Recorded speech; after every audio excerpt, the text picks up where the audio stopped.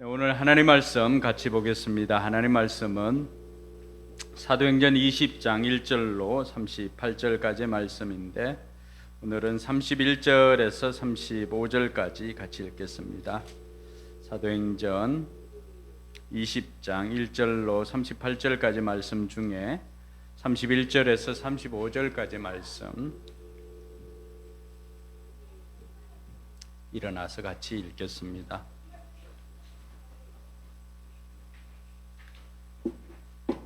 같이 읽습니다. 그러므로 여러분은 깨어 있어서 내가 3년 동안 밤낮 쉬지 않고 각 사람을 눈물로 훈계하던 것을 기억하십시오. 나는 이제 하나님과 그의 은혜로운 말씀에 여러분을 맡깁니다. 하나님의 말씀은 여러분을 튼튼히 세울 수 있고 거룩하게 된 모든 사람들 가운데서 여러분으로 하여금 유업을 차지하게 할 수 있습니다. 나는 누구의 은이나 금이나 옷을 탐낸 일이 없습니다. 여러분이 아는 대로 나는 나와 내 일행에게 필요한 것을 내 손으로 일해서 마련하였습니다. 나는 모든 일에서 여러분에게 본을 보였습니다. 이렇게 힘써 일해서 약한 사람을 도와주는 것이 마땅합니다. 그리고 주 예수께서 친히 주는 것이 받는 것보다 더 복이 있다 하신 말씀을 반드시 명심해야 합니다. 아멘. 네, 다섯 분에게 여러분 복을 빌어 주시기 바랍니다. 하늘 복 많이 받으세요.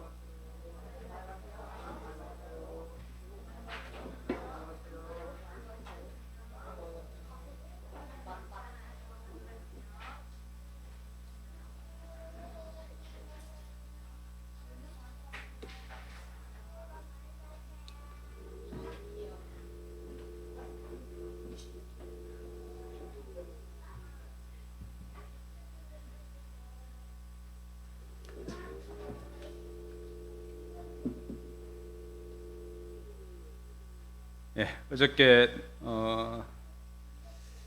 아내가 같은 그 컨텐츠를 쓰는 광명에 있는 지사장 집에 잠깐 갔다가 왔습니다. 그때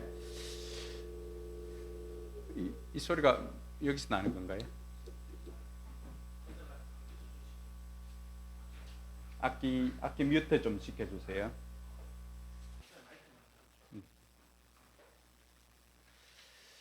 네, 그분이 이제 집사람보다 나이가 한 2살 정도 많으니까 채 60은 되지 않았고 50대 후반이 되었는데 집이 한 200평 정도 됩니다. 된다고 합니다. 제가 못 가봤기 때문에 뭐 잔디도 깔려 있고 텔레비전에나 나올 법한 그런 곳입니다. 그래서 집사람이 간 것은 그분이 어쨌든 집사람이 그분이 어떻게 또 마케팅을 하고 또 어떻게 했는지를 이렇게 좀 여쭤보려고 갔는데 그분은 정작 집사람을 부러워하면서 집사람에게 오히려 도움을 요청하는 이런 일이 생겼습니다. 그 이야기는 대략 이렇습니다. 그분이 그렇게 200평이나 되는 그런 집에 살고 있고 또 학원도 예전에는 몇 관까지 이렇게 낼 정도로 그렇게 부유하게 살기도 하고 하였지만은 자신의 삶을 돌아보니까 그렇게 사는 것보다 자기 인생에 정말로 이제는 남은 인생 돈이 아니라 의미 있는 삶을 살고 싶다라고 하는 그 바람으로 집사람에게 도움을 요청했다라고 하는 이야기를 잠깐 들은 적이 있습니다. 여러분은 여러분의 남은 생에 어떻게 살기를 원하십니까? 아직 우리 학생들도 있고 또 젊은 친구들은 세상 사람들이 원하는 부나 명예나 이런 것들 또 원하기도 합니다. 원하는 그 자체가 잘못된 것이 아니라 인생을 살아보니까 그것보다도 더 중요한 것이 있는데 그것은 바로 하나님 앞에 의미 있는 삶을 사는 것, 그것이 정말로 중요하다라고 하는 것입니다. 내가 이 땅에 와서 70년 또 요즘 같으면 뭐 80년, 90년도 이렇게 살아가죠. 70년, 80년, 90년 이렇게 살아갈 때 여러분이 이 땅에 와서 살았던 그 인생을 한 줄로 정리하든가 또 아니면은 그 인생을 평가할 때 여러분들은 어떻게 평가받기를 원하고 또 어떤 삶을 살기를 원하십니까? 하나님께서는 그 시대마다 늘 하나님의 계획은 언제나 사람이었습니다. 하나님께서 이 땅을 만드시고는 이 땅에 사람을 만드시고 또 그들을 통하여서 하나님의 계획하신 것들을 이루어 가셨는데 언제나 하나님의 계획이나 하나님의 방법은 사람이었습니다. 그래서 홍수에서 세상을 구원할 하나님의 계획과 방법도 한 사람 헌신된 노아를 통하여서 하나님께서는 그 가족을 구원할 뿐만이 아니라 인류를 구원할 그런 계획을 하나님께서 세우셨고 또 노아는 거기에 응답하여서 방주를 만들므로 말미암아 그 시대에 하나님의 쓰임이 되었던 것입니다. 이스라엘 백성들이 애굽에서 종살이 할 때도 하나님의 계획과 방법은 무엇이었습니까? 그때 비로소 위대한 영도자를 주신 것이 아니라 그때 레위 사람이었던 아므람과 요게벳이 만나는 그 일을 하나님께서 허락해 주시고 그리고는 사람을 준비시켰는데 그 사람이 바로 물에서 건진 아이 모세였습니다. 그래서 애굽에서 종살이 하던 그들을 하나님께서는 이 모세를 통하여서 하나님께서 약속하신 아브라함에게 약속해 주었던 그 가나안 땅으로 옮겨올 수가 있었던 것입니다. 뿐만 아니라 하나님께서 이 이스라엘 민족 전체를 구원하기 위해서 사용하셨던 방법은 무엇이었습니까? 그것은 바로 야곱의 12아들 중에서 한 사람이었던 요셉을 노예로 팔리게 하는 것이었습니다. 그것을 보면 우리는 그 이유를 다 알 수는 없었지만은 그러나 시간이 지나고 보니까 그렇게 종으로 팔려갔던 요셉이 어떻게 되었습니까? 그 애굽에서 총리가 되어 있었습니다. 총리가 된 것이 중요한 것이 아니라 하나님께서는 이 요셉을 통하여서 총리가 된 요셉을 통하여서 애굽으로 그 가족들을 이끌어내고 거기에서 이스라엘 민족이 만들어지게 하였던 것입니다. 여러분, 한 사람 요셉, 범죄하지 않고 하나님 앞에 온전하게 서 있었던 한 사람 그 요셉 까닭에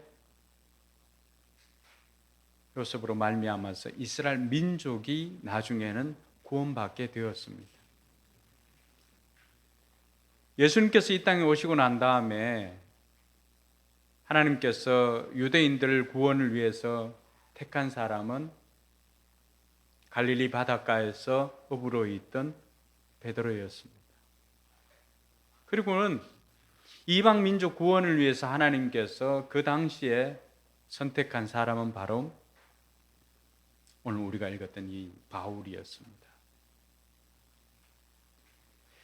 하나님은 지금도 하나님의 소원을 이룰 사람을 찾고 계십니다. 저는 여기 앉아있는 모든 사람들이 바로 하나님을 찾는 사람이 되기를 주님의 이름으로 축원합니다. 근데 하나님의 부르심에는 늘 방해가 있습니다. 그 방해에는 다른 것이 아니라 바로 두려움입니다. 두려움. 내가 잘할 수 있을까? 하나님께서 아브라함에게 자녀를 약속해 주었을 때 자녀를 통하여서 천하 만민이 복을 얻게 해 주실 것이다 라고 하였을 때 그 아브라함에게 있었던 방해는, 아브라함에게 있었던 두려움은 무엇이었을까요? 그것은 바로 나는 너무 늙었습니다 라고 하는 것입니다. 모세를 불렀을 때 모세 안에 있었던 두려움은 무엇입니까? 나는 말을 잘 하지를 못합니다. 기드온을 불렀을 때 하나님께서 그 기드온을 큰 용사라고 불렀지 않습니까? 포도즙 틀에 숨어서 몰래 타작하던 그 쫄장부 같던 기드온을 하나님께서는 큰 용사라고 불렀습니다. 그때 기드온 안에 있었던 두려움은 무엇이었을까요? 나는 싸움을 잘 하지 못합니다라고 하는 것입니다. 하나님께서 이사야에게 천상을 보여주면서 이사야를 부릅니다. 이사야에게 있었던 두려움은 무엇이었을까요? 그것은 바로 하나님, 나는 죄가 많습니다. 예레미야를 불렀을 때도 예레미야 안에 있었던 두려움은 무엇이었을까요? 나는 너무 어립니다 라고 하는 이러한 두려움이었습니다. 하나님의 부르심을 받은 사람들에게는 이런 두려움들이 있었던 것입니다. 근데 그 사람들은 다 그러한 두려움을 극복하고 이기고 나아와서 결국 하나님의 부르심을 이루며 남은 생애를 하나님 앞에 드릴 수가 있었던 것입니다. 여러분의 변명은 무엇입니까? 하나님께서 지금도 이 시대를 바꾸기 위해서 여러분들을 부르고 계시는데 여러분의 변명은 무엇입니까? 나는 돈이 없어요. 나는 시간이 없어요. 나는 건강이 여의치 않아요. 나는 공부를 많이 못했어요. 내가 나이가 많아요. 내가 나이가 어려요. 나는 결혼을 했어요. 나는 결혼을 하지 않았어요. 여러 가지 것들이 여러분의 변명일 수도 있습니다. 근데 우리가 기억해야 하는 것은 하나님께서 하나님의 사람을 불렀을 때 그들의 형편과 상황을 보면 어떤 상황입니까? 완전한 상황은 단 한 번도 없었습니다.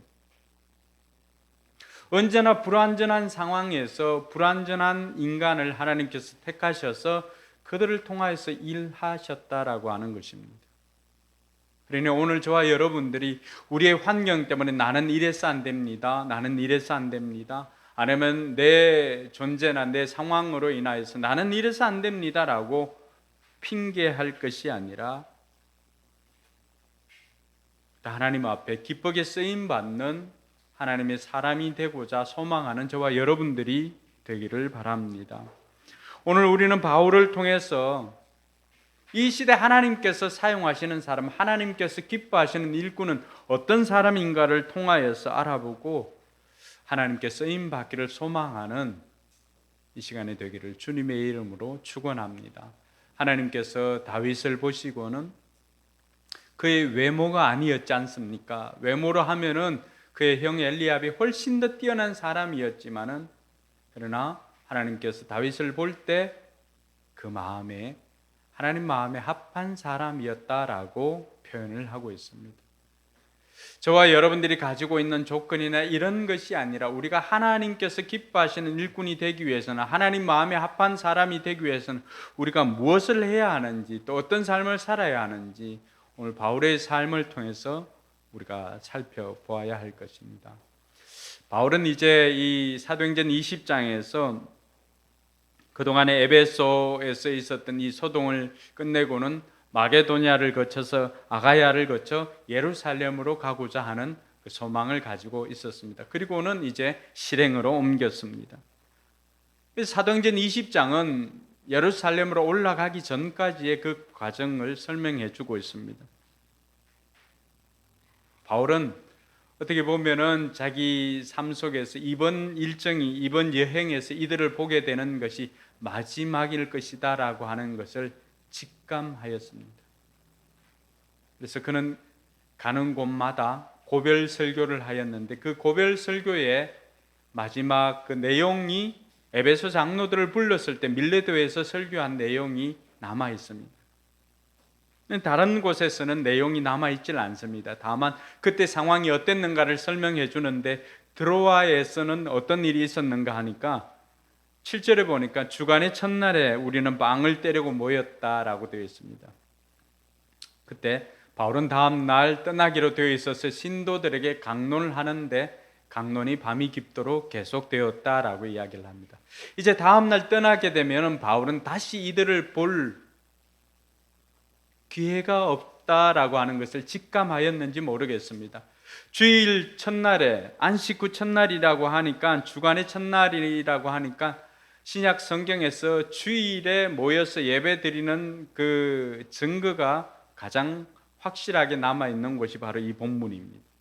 이들이 주일날 빵을 떼기 위해서 모였다라고 하는 것은 단순히 밥을 먹기 위해서 모였다는 게 아니죠. 오늘 우리처럼 뭐 하기 위해서 모였어요? 성찬을 하기 위해서 모인 거죠. 예배를 드리기 위해서 모인 것입니다. 그 예배 때 이제 바울이 내일 떠나가니까 바울을 통하여서 바울이 말씀을 마지막으로 그들에게 강론하였던 것입니다. 그런데 바울의 설교가 좀 길었던 것 같습니다. 설교는 짧게 해야 되는데 바울이 이제 다시 못 보니까 얼마나 하고 싶은 말이 많겠어요. 또 중요한 그동안 이야기하지 못했던 것 중에 얘기했던 거라도 중요한 것을 다시 나누고 싶었겠죠. 근데 점점 말씀이 길어지다 보니까 3층에서 자고 있던 유두고가 말씀을 듣다가는 3층에서 떨어져서 그 자리에서 죽었습니다.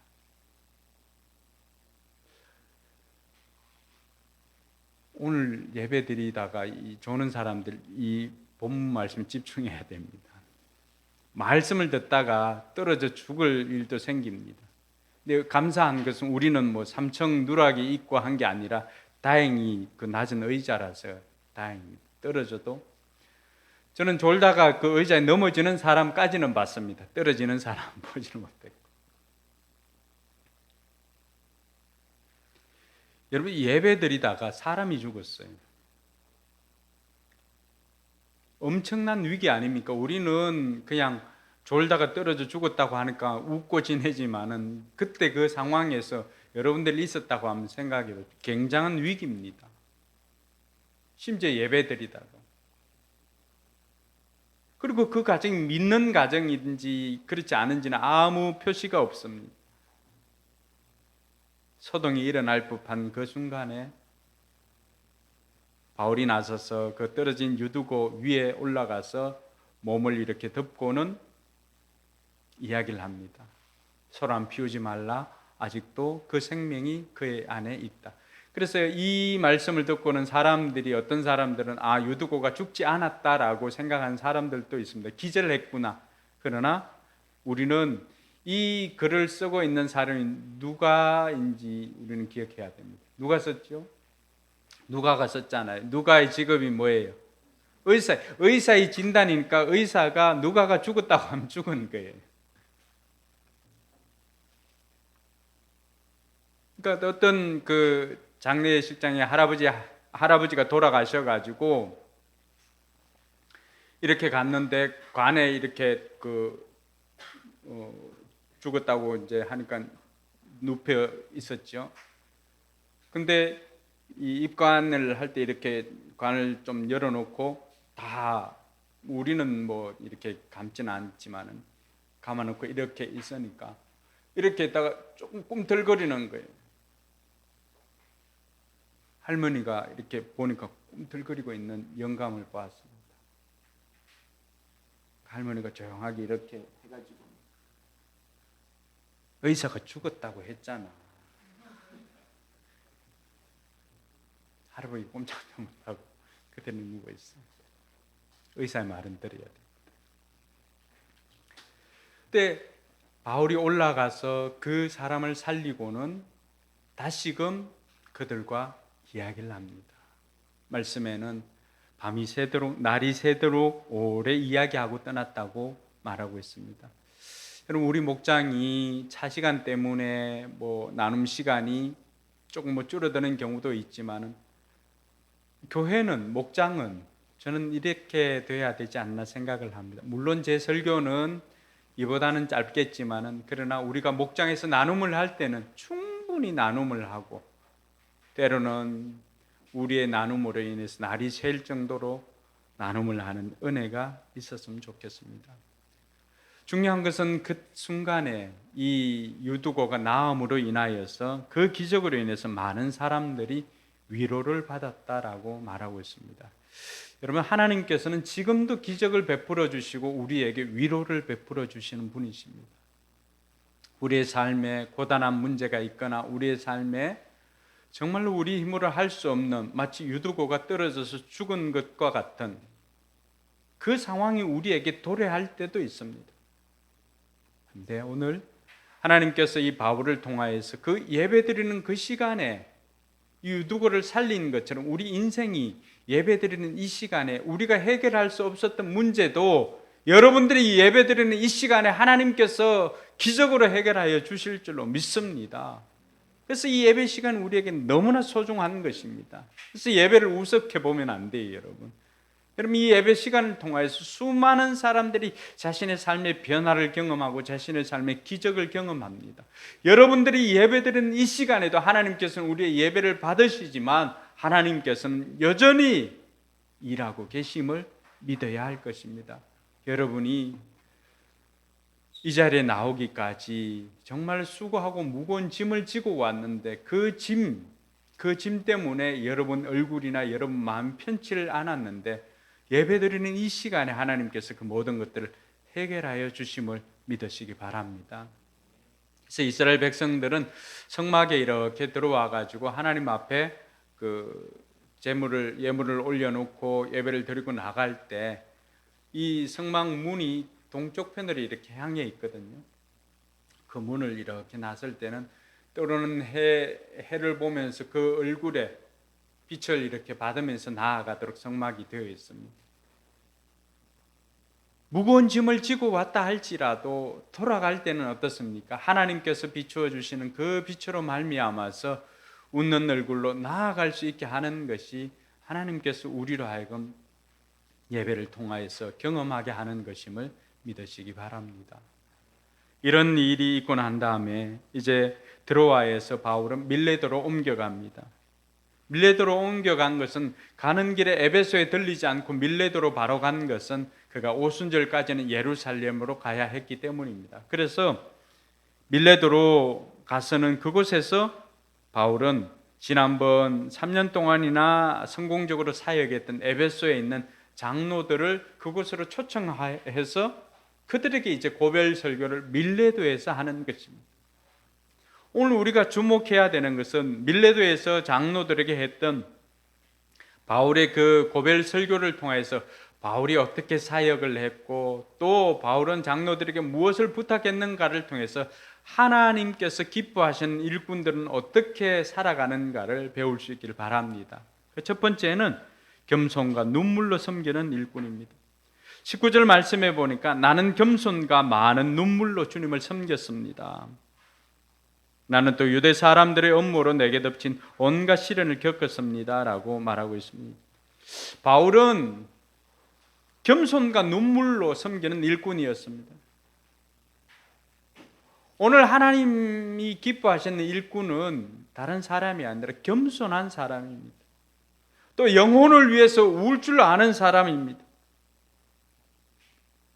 31절에 보니까 그러므로 여러분은 깨어 있어서 내가 3년 동안 밤낮 쉬지 않고 각 사람을 눈물로 훈계하던 것을 기억하십시오. 바울은 연약함이 있었습니다. 그 겸손함은 자기 비하와는 다른 것입니다. 내 힘으로 해결할 수가 없습니다. 내 힘으로 할 수 없습니다라고 하는 것을 알고는 하나님께 도움을 구하는 사람이 겸손한 사람입니다.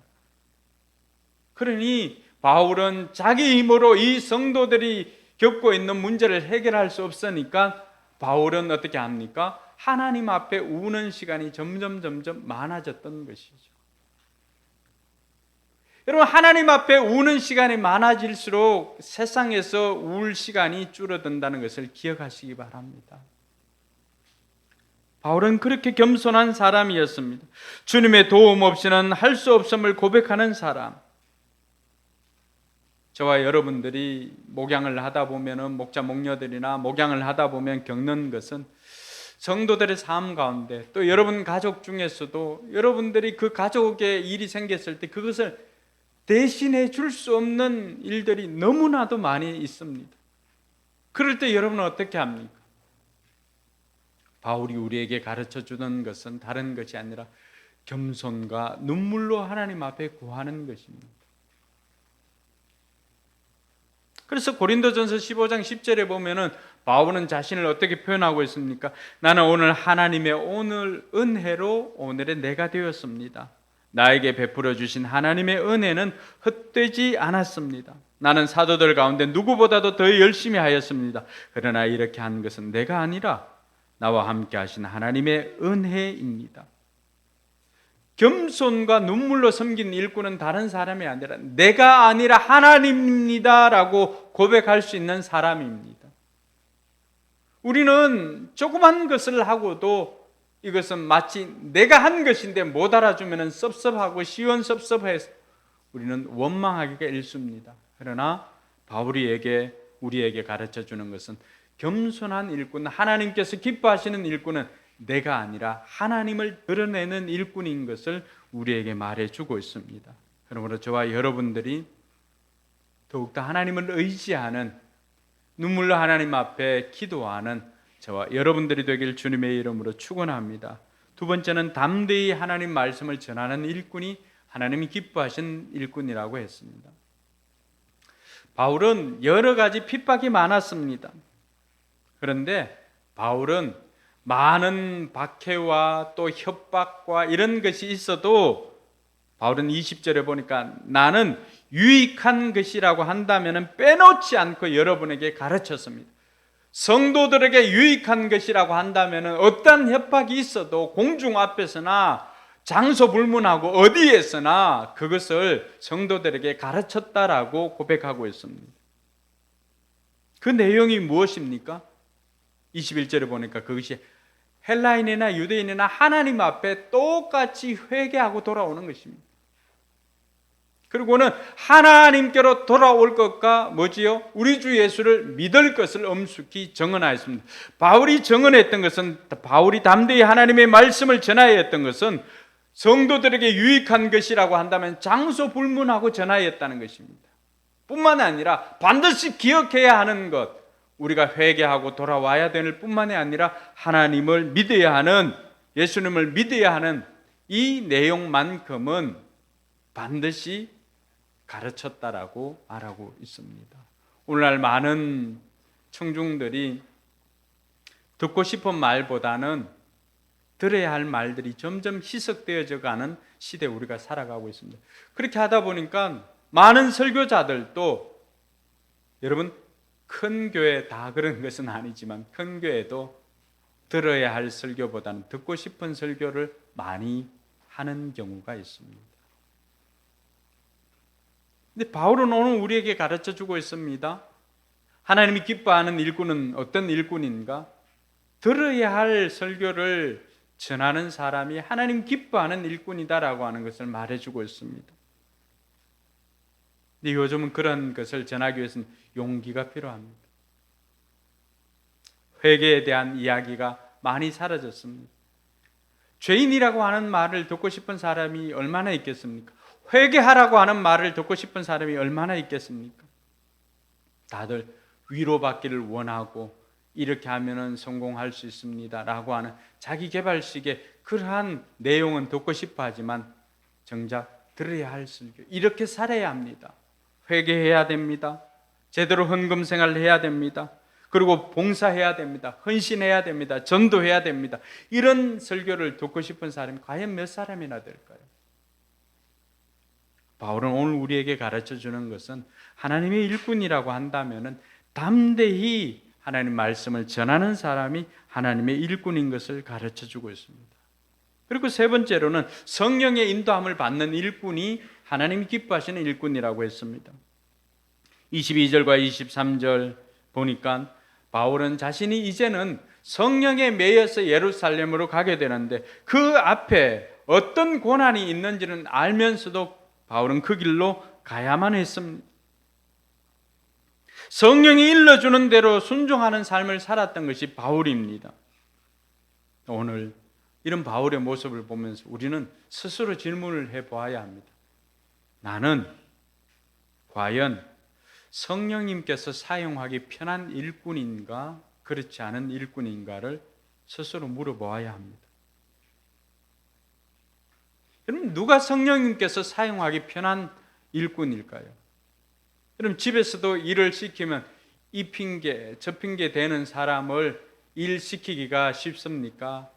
일을 시켰을 때 상황이나 이런 거 따지지 않고 먼저 네 알겠습니다 하고 그 일을 하는 사람이 시키기가 쉽겠습니까? 바울은 이제 예루살렘으로 가면은 투옥과 고난이 기다린다 할지라도 바울은 어떻게 합니까? 나는 성령에 매여서 예루살렘으로 가노라라고 고백을 합니다. 바울보다도 성령님께서 사용하기 편한 일꾼이 어디에 있었겠습니까? 아무리 앞에 어려운 일이 있어도 바울은 언제나 예스맨이었습니다. 네, 알겠습니다. 네, 알겠습니다. 네, 알겠습니다. 여러분들은 얼마나 성령님께서 하나님께서 사용하기 편한 일꾼입니까? 하나님께서 여러분을 통하여서 좀 일을 맡기려고 하면은 여러분들은 네, 알겠습니다. 답을 하는 사람입니까? 아니면 나는 늙었습니다. 나는 나이가 많습니다. 나는 어립니다. 나는 배움이 짧습니다. 나는 돈이 부족합니다. 나는 건강이 여의치 않습니다. 이런저런 핑계를 대는 사람입니까? 네, 알겠습니다. 고백하고 하나님 앞에 순종하는 사람입니까?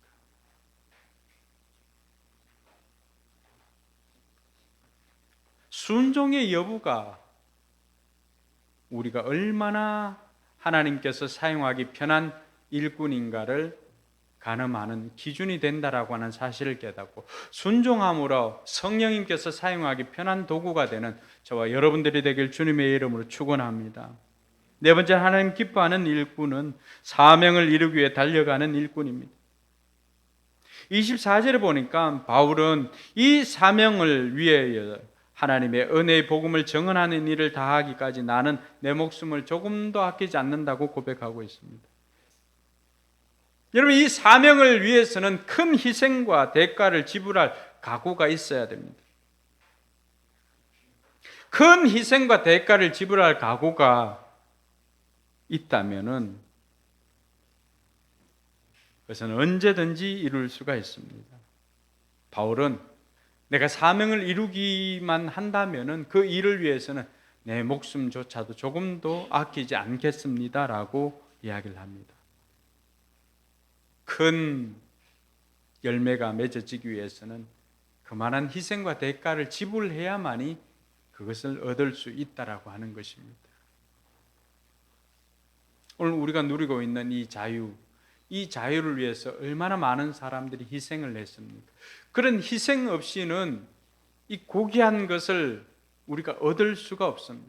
하나님 나라의 일도 마찬가지입니다. 여러분, 그저 주어지는 것이 어디에 있겠습니까? 그런데 많은 사람들은 보여지는 것만 보다 보니까 그 밑에서 얼마나 수고하고 땀을 흘리는지 알 수가 없습니다. 그냥 이루어지지 않습니다. 제가 집사람을 옆에서 봐도요, 작은 학원 원장이라도 그냥 이루어지지 않는다는 것을 아는 것은, 여러분, 컨텐츠 그게 다비수든지 강의하는 아이들이든지 집사람은 그걸 가르치기 위해서 그대로 일종이면 일종 외우고 그렇게 합니다. 그리고 집에 와서는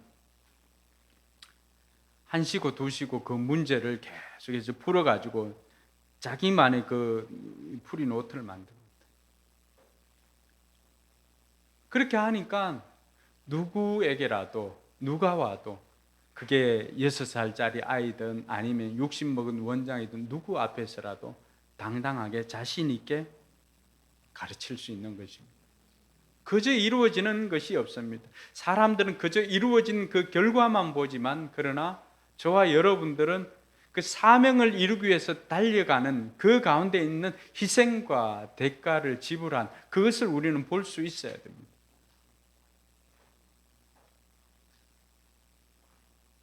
그렇게 사명을 이루기 위해서, 목적을 이루기 위해서 달려가는 일꾼이 바로 하나님께서 기뻐하시는 일꾼인 것을 말해주고 있습니다. 그리고 그 일꾼은 사사로운 이익을 탐내지 않는 일꾼입니다. 33절과 34절에 보니까 바울은 나는 누구의 은이나 금이나 옷을 탐낸 일이 없습니다. 여러분이 아는 대로 나는 나와 내 일행에게 필요한 모든 것을 내 손으로 일해서 마련하였습니다. 여러분, 바울 같은 지도자에서 또 선교 사역을 감당하기 위해서 많은 재정이 필요했습니다. 근데 바울은 필요한 경우에는 교회에다가 요청을 해가지고 예루살렘을 부조하기 위해서는 마게도냐에 있는 교회들에게 그 교회에서 도와주는 부조금을 가지고 도와주기도 하였지만은, 그러나 많은 부분에 있어서는 바울은 브리스길라와 아굴라 가정과 함께 텐트를 만들어서 팔면서 그 일을 했습니다. 바울이 사사로운 이익을 탐내지 않고 그 일을 할 수가 있었던 것도 바로 자기 자신이 그렇게 손으로 일해서 하는 그 수고 때문이었습니다. 우리가 사사로운 이익을 탐내지 않고 하나님의 사역자들이 일을 하기 위해서는 우리는 일꾼들의 삭설 제대로 지불할 수가 있어야 됩니다. 여러분들이 내는 헌금으로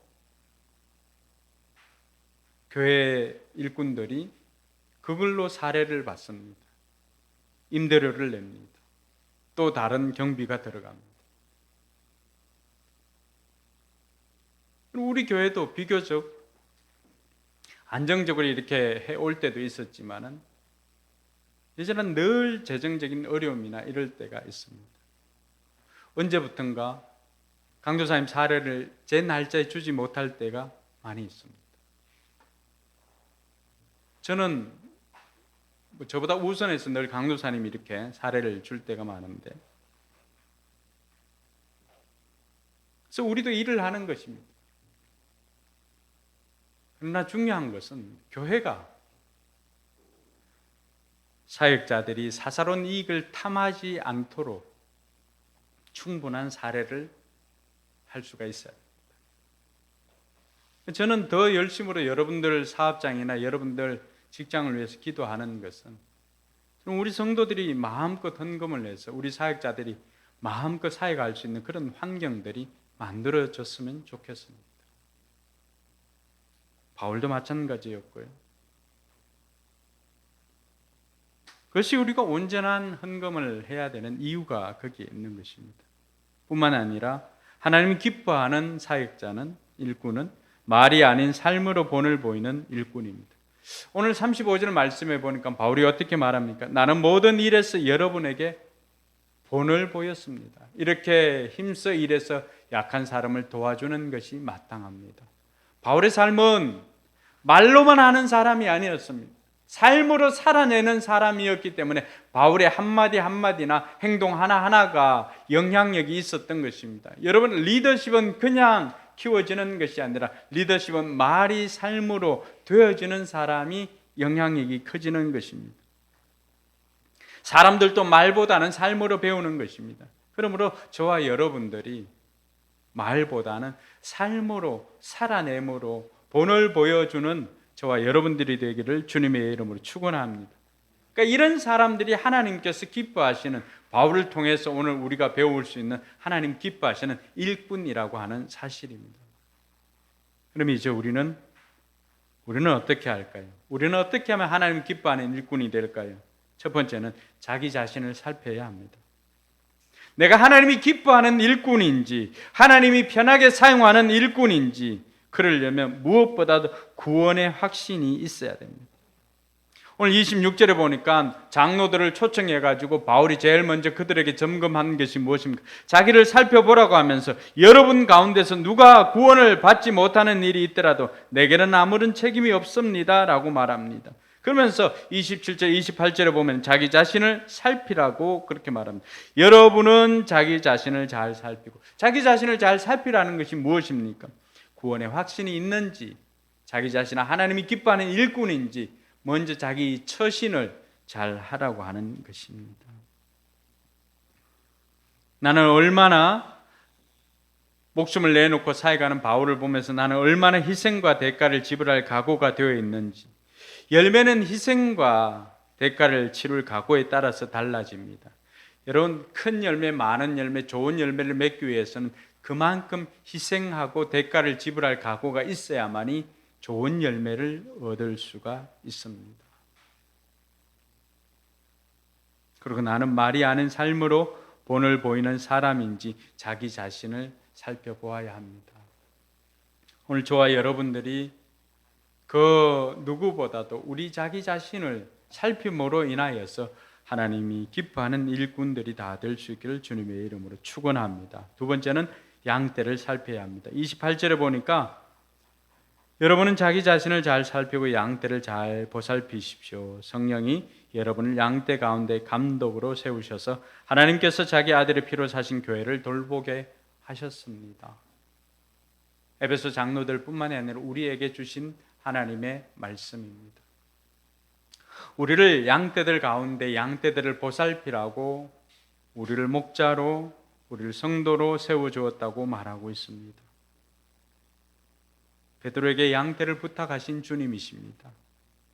에베소 장로들에게 양떼를 부탁하는 바울입니다. 그 주님께서 오늘 우리에게 양떼를 부탁하십니다. 여러분, 양떼를 보살피는 사람, 누가 양떼를 보살필 수가 있을까요? 누가 성도를 보살필 수가 있을까요? 주님께서 베드로에게 양떼를 맡길 때 베드로에게 점검한 것이 무엇입니까? 시몬아, 네가 이 사람들보다도 나를 더 사랑하느냐라고 하는 질문이었습니다. 주님을 사랑하는 마음이 양떼를 맡는 기준입니다. 우리 사역의 모든 동기는 하나님의 사랑이 되어야 됩니다. 하나님께서 나를 사랑해 주셔서 나를 하나님의 자녀 삼아 주신 것에 대한 감사가 우리 사역의 동기가 되어야 됩니다. 뿐만 아니라 하나님께서 나를 사랑해 주시는 그 사랑에 힘입어서 저와 여러분들도 이웃을 사랑하는 사람이 되어야 하는 것입니다. 그것을 조금이라도 갚을 길은 우리가 이웃을 사랑하는 것입니다. 그것이 목자의 사명이기도 합니다. 사랑하는 성도 여러분, 저와 여러분들은 우리 자신만을 위해서 존재하는 사람들이 아니라 우리 자신을 살피고는 그리고 주변을 돌아보면서 양떼들을 살피는 그런 사람들이 다 되기를 주님의 이름으로 축원합니다. 그리고 마지막으로는 하나님의 말씀을 붙잡아야 합니다. 하나님의 일꾼은 하나님의 말씀을 붙잡는 사람입니다. 그래서 바울이 에베소 장로들에게 할 때 뭐라고 했습니까? 내가 오늘 하나님의 은혜와 하나님의 말씀에 여러분들을 부탁합니다. 여러분들을 맡깁니다. 라고 말합니다. 하나님의 말씀에 의탁한 이유가 무엇입니까? 하나님의 말씀이 우리를 튼튼히 세우기 때문입니다. 하나님의 말씀이 우리를 거룩하게 하기 때문입니다. 하나님의 말씀이 우리를 하나님의 기업을 얻을, 유업을 얻을 자로 세우기 때문입니다. 그래서 바울은 에베소 장로들을 하나님의 말씀에 의탁하였던 것입니다.